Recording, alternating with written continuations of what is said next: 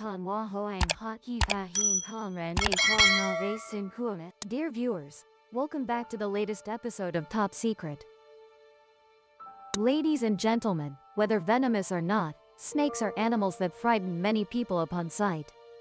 One is scary enough, but if Zhang Jian saw the whole swarm, many people would probably scream in terror.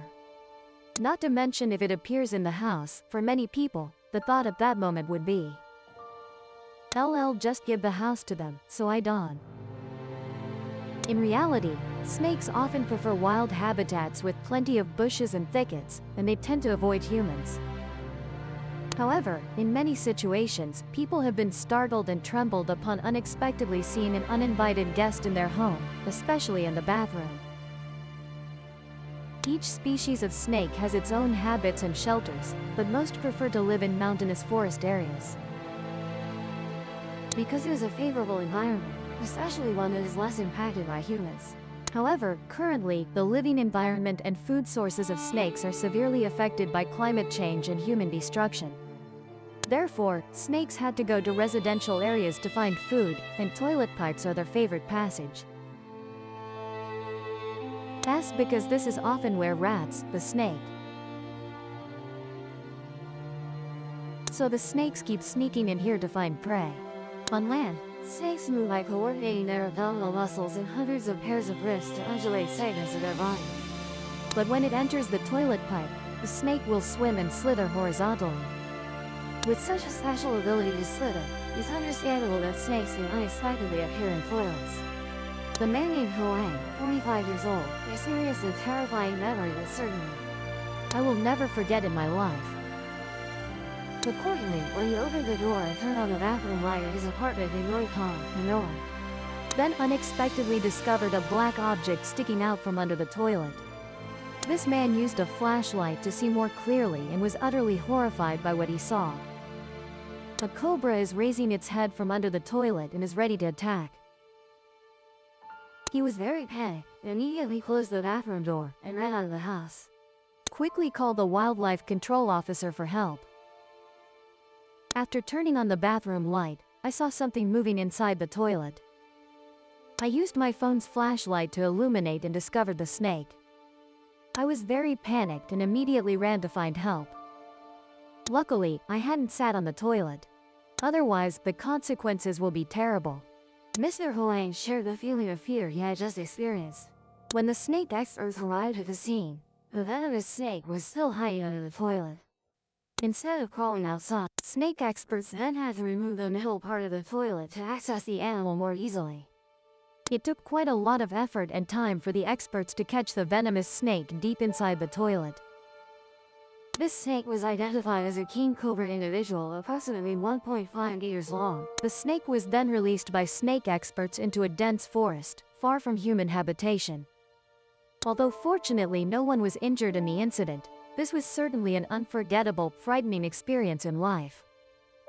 Mr. Hoang himself said he still feels haunted and fearful whenever he uses the toilet. The reason why the snake could come up through the toilet is still unclear. But it most likely went through a hole in the drainage pipe and crawled up the toilet. Notably, this is not the first time a snake has emerged from a toilet bowl in a bathroom. In November 2014, a similar case occurred in the suburbs when a snake emerged from a toilet and bit the homeowner's hand. The snake then quickly slithered back down the toilet to escape. Fortunately, the victim was not in life-threatening danger. Previously, in May 2014, Ms. Lan, 34 years old, who lived in Hanoi, as she was about to sit down on the toilet in the bathroom, she suddenly felt a sharp pain in her leg. Looking down, she was horrified to see a snake sinking its fangs in her thigh. Ms. Lan was then quickly taken to the hospital. Fortunately, she was only bitten by a non-venomous snake, so she only suffered soft tissue injuries and was quickly discharged from the hospital. The snake then quickly escaped without being captured. Moreover, while preparing to take a shower, a young girl in Haiphong was horrified. When she discovered a snake emerging from the toilet bowl, she immediately screamed and called for help from her father. But her father also didn't know what to do, so he decided to ask his grandfather. who grew up in the countryside and knew how to handle encounters with snake. The grandfather decided to plug the toilet, and as predicted, the snake crawled off. After that, they caught it and released it. Upon closer look, this snake was about 1 meter long and had a diameter of about 5 centimeters. The girl's family lives on the 6th floor of an apartment building in Haiphong, where no one would expect a snake to appear. The girl posted a video recording this strange incident on social media, along with a caption questioning how a snake could crawl all the way up to her apartment. Soon after, some neighbors living on the upper floors provided the answer. They confessed that her husband had caught a snake and planned to make snake wine. However, due to busy work, they had to put the snake in a plastic bag and leave it in the bathroom. But unexpectedly, the snake escaped and found its way to the girl's toilet. Snakes are frightening like that, but in reality, they are also very sacred. This place has an ancient communal house with many legends, hence its very strange name, snake. According to ancient beliefs of the southern region, no one has the right to name a communal house, because the temple's name is actually the name of the deity that the people worship. This means that the ancient people here revered snakes as protective, guardian deities who save lives. Therefore, the snake worship tradition honors snakes as protective, guardian deities who save lives. To enter the temple, one must pass through rows of quiet, gloomy eucalyptus trees. Contrary to the expectations of those wanting to admire the ancient, moss-covered features of the old temple, in the eyes of many, the temple is brand new. A few years ago, it underwent its first major renovation since its construction, like undergoing a comprehensive cosmetic surgery. Now the temple looks well-groomed and coquettish, though a hint of its ancient character still lingers. Welcoming the visiting guests was Mrs. Lo Tina, who appeared gaunt, aged, and harsher than her 79 years. She said she was appointed by the ceremonial committee to oversee the snake temple for over 20 years. In a calm voice, she recounted the temple's heavily mystical origins. She recalled the words of her predecessor, the old caretaker, that the snake temple was built over 150 years ago, dating back to the time on a wild forest. In that primitive era, villagers often encountered a pair of snakes as large as a 5-kilogram jar, over 20 meters long, appearing. People regarded the pair of snakes as wild deities protecting them and only dared to call them a great master. Whenever the master returned, the path would become a long trail over an arm's span wide.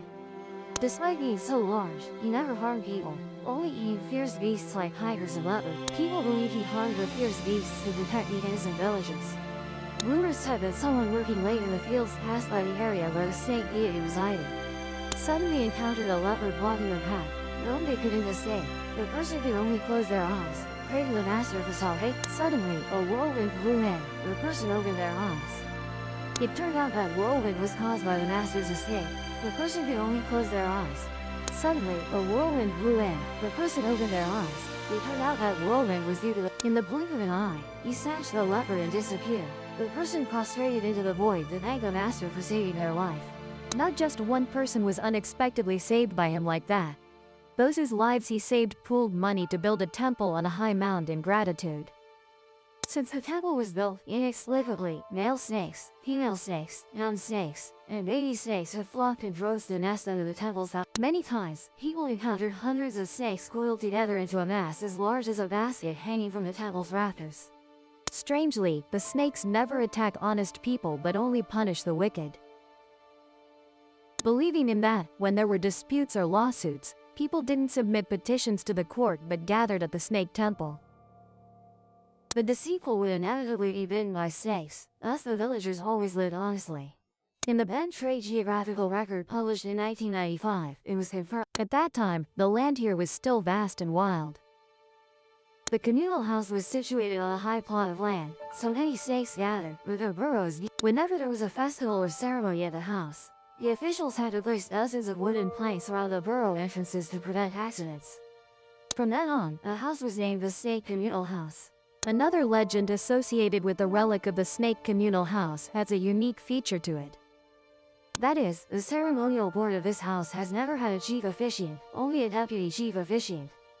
One of the elders of the house, Mr. Nguyen Van Trong, also known as Old Ten, 92 years old, currently the deputy head of the ceremonial board of the snake. In the early 18th century, 4 clans, Nguyen, Phan, Trin, and Vo, were considered the pioneers who cleared this land. Back then, our ancestors from the north faced continuous war, crop failures, and famine, so they sailed south to make a living. While crossing the Ham Luang River to reach the still wild land of Siu Lao Men, including the districts of Mo Pei, Tan Phu, and Cholash in present-day Ben Tre province, they encountered big waves and strong winds. Suddenly, a large snake appeared, lifting the boats across the river to take it. Grateful for the snake saving their lives, after building the communal house, the people invited the snake to be worshipped. Old tents said that before the house was built, the land was wild, with countless snakes, tigers, and crocodiles. As soon as they set foot on this land, the settlers began building huts and clearing fields, starting their livelihood. According to folk beliefs, these settlers chose a high mound of land and hastily erected a small shrine to worship the lord of the forest, the tiger, to pacify other wild animals. After the shrine was built, more and more locals came to worship daily. To facilitate village management, the officials requested permission from the authorities to establish a village, naming it Din Phuoc Village in 1790. Although the village had a name, it lacked a communal house. At that time, it was believed that a village without a communal house was inferior and lagged behind neighboring villages, so shortly after, the elders built a communal house for the people to have a place for gathering. Due to the frequent appearance of snakes on the land, combined with the two legends of the snake saving lives, the villagers agreed to honor the snake as the village guardian. Thus, a large snake-worshipping communal house with 3 compartments made of wood and a roof thatched with nipa palm leaves, facing east. After the house was built, the officials of the new house sent a petition to the court requesting the deification of the snake. In the 5th year of the 5th reign, Din Phuoc House received the imperial decree recognizing the snake as a loyal and righteous deity, while the shrine worshipping the tiger stood lonely and sad beside it. After the house received the decree, the village elders proceeded to elect the ceremonial board of the house. The head of the ceremonial board at that time was the chief officiant. Strangely, all 3 first chief officiants of the house, including Old Ten's grandfather, Mr. Nguyen Van Ka, later elected one after another, died suddenly in a Seeing this, no one dared to take the position of chief officiant anymore. They believed that something had gone wrong, and the house deity was. The ceremonial board could not function without a chief officiant. Someone suddenly remembered that everyone had neglected the spirit of the tiger shrine next to the house. It was impossible to elevate the tiger shrine to a communal house because one village could not have 2 guardians. Therefore, the elders gathered and devised a plan, electing the chief officiant position for the tiger. From then on, the position of chief officiant was reserved only for the tiger. After electing the chief officiant for the tiger, the elders placed a red lacquered and gold inlaid chair in front of the house. On the chair, they placed a boiled pig's head and a petition, treating it as an official document with accompanying items, offered to the tiger. Strangely, early the next morning, the house officials discovered that the pig's head and the petition had mysteriously disappeared. When the 4-year term ended, the villagers elected a new ceremonial board and did the same as before, meaning the chief officiant position was for the tiger. As before, the pig's head and the petition also disappeared after one night offering. Instead, the old petition from the previous term, which had disappeared along with the reappeared neatly on the chair. For many subsequent terms, this custom was maintained, and the phenomenon continued to occur. Many people confirmed that from 1938 until 1954, this mysterious phenomenon still occurred. Then, during one election of a new term in 1954, the boiled pig's head and the offering petition from the previous night were still intact the next morning. The petition from the previous term also did not reappear. People speculated that the tiger must have gone far away. From this time until now, the election process no longer involves offering a pig's head and a petition. Instead, the elders have to request permission. Even though the tiger did not return, the villagers still only elected the deputy chief officiant position. Today, it is called the deputy head of the ceremony. That custom has persisted to this day. Also, for the year the house was damaged in 1954, the pair of sacred snakes also. But in 1958, when the Go-Din Guian government partially suppressed the patriotic communist movement, the sacred snakes unexpectedly returned.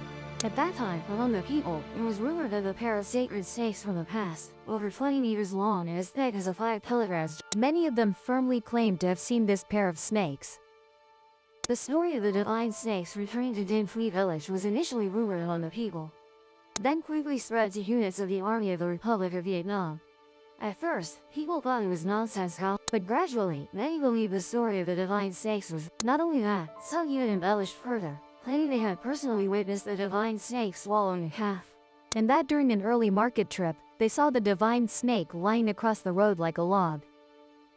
In early 1960, through secret intelligence, the Army of the Republic of Vietnam learned that provincial committee leaders were hiding, including Mrs. Nguyen Thi Dinh, at the State Temple for a meeting to discuss the implementation of the Don Khoi uprising. A security lieutenant was ordered to command a company to ambush and capture revolutionary cadres. Many soldiers feared the divine snakes and dared not go. The security lieutenant believed the story of divine snakes at the village temple was a myth, so he selected a team of brave soldiers to capture Viet Cong. Though skeptical, the lieutenant still equipped his soldiers with many grenades to destroy the snakes it encountered. When the soldier squad approached the temple, suddenly a rustling sound grew into a terrifying chain of noises like a whirlwind. Abruptly, in the dead night, a pair of large snakes appeared along with hundreds of smaller snakes crawling densely in front of them. Panicked, one soldier threw a grenade at the snakes. In his confusion, he threw it backward at his comrades. The security lieutenant returned to the base with a bloody body and a bewildered face from fear. Then, a few days later, he died from snake venom. According to retired revolutionary cadres who were local witnesses, this incident was completely true. This event occurred on January 14, 1960. Today, Mrs. Nguyen Thi Dinh, Deputy Secretary of the Provincial Committee, and a Provincial Committee member, returned to the State Temple to connect. Liz Han Khan, Chief of Quinoa Police under the Tia regime, got wind of it and ordered Security Lieutenant Min to select a team for an ambush. Le Bin Dao, later a colonel and deputy commander of Military Region 8, was then the head of the Provincial Committee Office, newly assigned to command. The Ben Tre Provincial Force organized an attack on the security group.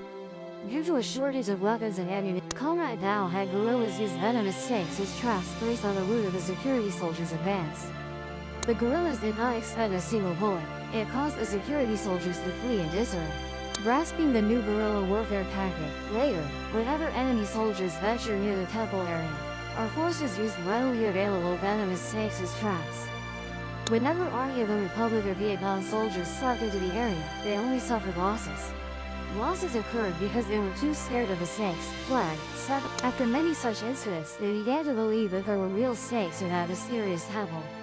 The enemy became cautious and avoided the area whenever forced to march through. In 8 years, the enemy organized many bombing and artillery raids on the State Temple, intending to destroy it. But the temple still. As for the story of the pair of snakes returning to the temple, the authors were Mrs. Nguyen Thi Dinh and Mr. Hai Phui. It was a coded propaganda method within the resistance forces to deceive the enemy. Because the State Temple was precisely where female General Nguyen Thi Dinh planned and directed the historic Don Khoi uprising. On January 17, 1960, female General Nguyen Thi Dinh broke the order by firing the first shot, initiating the Don. Perhaps because of this, the State Temple carries a legendary aura, as Mrs. Vo Thi Nam recounts. Since the complete liberation of the South on April 30, 1975, people once again rumored that the pair of divine snakes returned to the deep forests and dangerous mountains because village life had become peaceful. They no longer appeared in the temple. Local elders joined hands to renovate the temple simply with leaves and branches for worship and to commemorate the difficult, secret revolutionary days.